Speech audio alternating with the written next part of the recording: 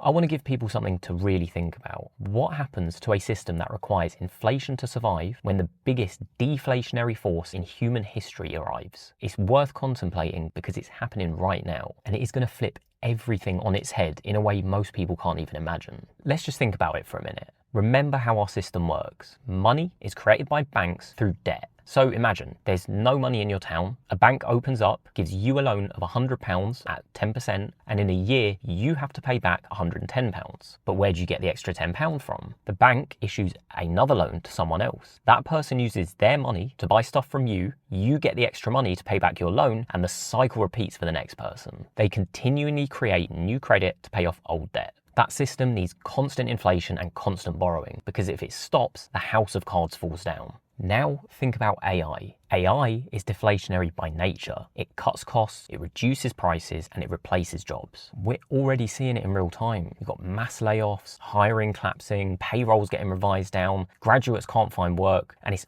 all being attributed to AI. This is just the beginning. Now ask yourself, if people lose the income that services their mortgages, car loans, student loans, credit card debt, what happens to the house of cards? How does a debt-based system function when people can't afford to pay their debts? And how does a system that requires inflation survive technology that pushes prices down? The two things can't coexist. And history tells you exactly what governments will do. They will print money to create the inflation they need and try to stop that collapse because they have no other option. So what do you do? Your only option is to step outside of the system before it extracts the costs from you. If you stay in fiat, you hold the thing that gets diluted, debased, and sacrificed to keep the system alive. You get stolen from. But if you hold true scarcity, hard money, Bitcoin, your wealth sits in something they cannot print. The value flows to you as your real purchasing power rises. This is the question you need to sit with. When deflation hits a system of inflation, who survives? The people holding the thing that can be printed, or the people holding scarcity?